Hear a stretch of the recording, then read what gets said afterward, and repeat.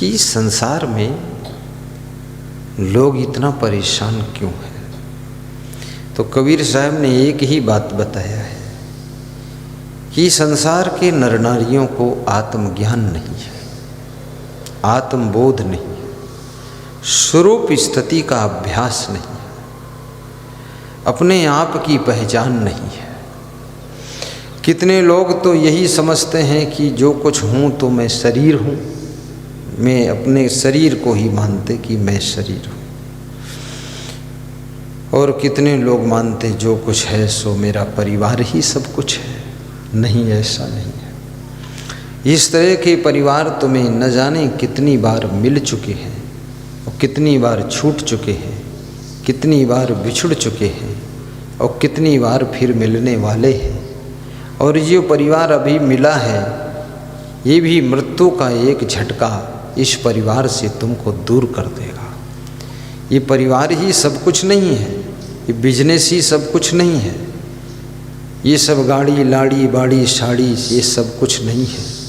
हाँ, इसका भी तुम्हें ज़रूरत है, इतना तो मानता हूँ। लेकिन इनके मोह में पड़कर, इनकी लालच में पड़कर, इनके चक्कर में पड़कर आपकी नींद भंग हो जाए, आपका सुख नष्ट हो जाए, आपकी चैन हराम हो जाए, आपका आनंद खत्म हो जाए, तो समझ लो आपको जिंदगी जीने की कला नहीं आई है। ये चीज़ें तो कभी मिलती हैं, कभी छूटती हैं। मैं बहुत ख्याल करता हूँ, एक नेता मुख्यमंत्री बनने के लिए अपने राज्य में बड़ी उठापटक करता है, सब दांव खेलता है, इधर उधर फार्मूले लगाता है, लेकिन उसी नेता को जब प्रधानमंत्री बनने का नंबर आता है तो उस प्रदेश को भूल जाता है और अपना मुख्यमंत्री पद भी छोड़ देता है और भाग जाता है, प्रधानमंत्री बनकर बैठ जाता है। जिस मुख्यमंत्री बनने की चिंता में नींद हराम हो गई थी, आज उस मुख्यमंत्री के पद को हंसते हंसते तुमने छोड़ दिया है। याद रखना, आपका भी यही हाल है। ये जो आपको मिला है ये कुछ भी नहीं है, इससे बहुत कुछ बड़ा मिलने वाला है। आपके अंदर भी त्याग होना चाहिए। लेकिन जितने भी प्राणी आपको मिलते हैं, चाहे वो पत्नी के रूप में, पति के रूप में, भाई बहन के रूप में, पिता पुत्र के रूप में, या आपको सास ससुर के रूप में, या शिष्य के रूप में, गुरु के रूप में, पड़ोसी के रूप में, जो भी मिलते हैं लोग, उनके साथ में अच्छा व्यवहार कीजिए, उनसे अच्छा प्रेम रखिए, उनका ठीक से ख्याल भी कीजिए, उनको अनुशासन में रखिए। प्रेम करो लेकिन अनुशासन जरूर रखो। बिना अनुशासन का प्रेम मुर्दा होता है, दफनाने योग्य होता है। जिस प्रेम में अनुशासन नहीं है वो प्रेम एक दिन बहुत गलती करने वाला है।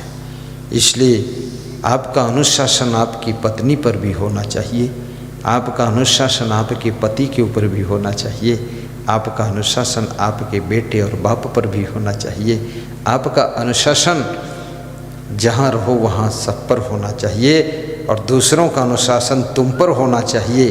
क्योंकि याद रखना, अनुशासन में दूसरों को रखना जरूरी है, लेकिन उससे भी ज़्यादा जरूरी है खुद अनुशासन में रहना। खुद अनुशासन में रहने के लिए भी आपको कोई कंट्रोल करने वाला होना चाहिए। कई बार देखा जाता है, शिष्य बहुत अच्छा था, गुरु के साथ रहता था, गुरु से अलग हो गया और उसका पतन हो गया। उसने बहुत गलतियां किया, कहीं बेविचार भी किया है, चोरी भी किया है। ऐसा कैसे हो गया? इसलिए हो गया कि गुरु का अनुशासन टूट गया है, छूट गया है। अब वो इधर उधर भाग रहा है।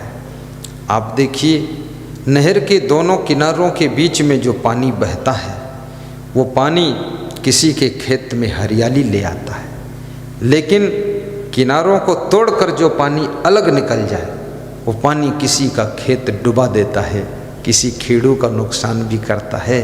इसलिए याद रखना, जैसे नहर का पानी किनारों के बीच में रहता है, ऐसे हमारी जिंदगी की सरिता अनुशासन की दीवारों के बीच में रहनी चाहिए। तभी हमारे जीवन की सरिता सबके जीवन में खुशहाली पैदा करेगी, हरियाली पैदा करेगी और हम सफल माने जाएंगे।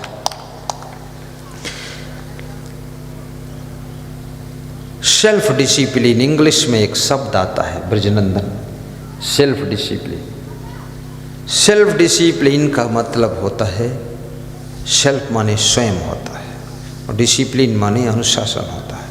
स्वयं पर अनुशासन, स्वयं को कंट्रोल रखना। कैसे कंट्रोल करोगे? अगर तुम समय पर जागते नहीं हो, इसका मतलब तुम्हारा स्वयं पे अनुशासन कमजोर है। अपने को कंट्रोल कीजिए। यदि तुम स्वाद में आकर अधिक भोजन करते हो तो इसका मतलब तुम्हारा अनुशासन तुम्हारी इंद्रियों पर नहीं है, जीभ पर नहीं है। यदि तुम दारू पीते हो, मांस मछली खाते हो, इसका अर्थ है तुम्हारा अनुशासन तुम्हारी जीवा के ऊपर नहीं है। जो नहीं देखना चाहिए उसको तुम देखते हो तो इसका अर्थ है तुम्हारा अनुशासन तुम्हारी आँखों पर नहीं है। और जिसकी आंखें नियंत्रण में नहीं है, जीवा नियंत्रण में नहीं है, जिसके कान नियंत्रण में नहीं है, जिसके हाथ पैर नियंत्रण में नहीं है, जिसका मन नियंत्रण में नहीं है, याद रखना उसी को तो जानवर कहते हैं। पैर उसके 4 हो, चाहे 6 हो, चाहे 2 हो या बिना पैर का हो, लेकिन वही जानवर है जो नियंत्रण से बाहर रहता है। याद रखना जानवर से भी गिरा गुजरा है। अपने आप को नियंत्रण कीजिए। आपने देखा होगा हर गाड़ी को नियंत्रण करने के लिए ब्रेक लगा हुआ है, लगा है कि नहीं? हर गाड़ी में ब्रेक है, क्योंकि गाड़ी ज़्यादा इधर उधर भागे तो ब्रेक मार दो, रुक जाएगी। लेकिन आपने क्या अपने जीवन की गाड़ी में कोई ब्रेक रखा है? तुम्हारी ज़िंदगी की गाड़ी इधर उधर किधर जिधर ना जाने किधर भागती है, तुम ब्रेक ही नहीं लगाते हो। कहीं तुम्हारे जीवन की गाड़ी शराब पीने के लिए भागती है, कभी पान पुड़िया खाने के लिए, गुटखा खाने के लिए, पड़की खाने के लिए, कभी तुम्हारे जीवन की गाड़ी ऑर्केस्ट्रा डांस देखने के लिए भागती है, लेकिन तुम ब्रेक नहीं मार पाते हो। और जो ब्रेक मार देता है, याद रखना जिसकी गाड़ी का ब्रेक अच्छा है उसकी गाड़ी का एक्सीडेंट बहुत कम होने की संभावना है। अगर आपका ब्रेक अच्छा है आपकी ज़िंदगी की गाड़ी के ऊपर, तो आपके जीवन में दुख और द्वंद्व, कलह और कलेश आने की संभावना भी खत्म हो जाती है। इसलिए अपने ऊपर कंट्रोल रखो। कभी कभी लालच आता है अंदर कि पैसा चुरा लूं, लालच पर भी आपका ब्रेक होना चाहिए। क्यों चुरा लूं? चोरी करने से अगर कोई राजा बन जाता है तो जितने छोटा लोग हैं वो सब आज अमीर दिखाई देते। जो कुछ लिखा ललाट में सो वह परिणाम, चाहे परे घर रंग के चाहे मही